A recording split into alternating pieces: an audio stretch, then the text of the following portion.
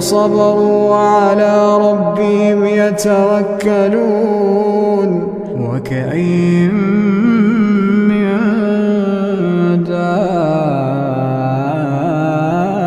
دابة لا تحمل رزقها الله يرزقها وإياكم وهو السميع العليم ولئن سألتهم من خلق السماوات والأرض وسخر الشمس والقمر ليقولن الله فأنى يؤفكون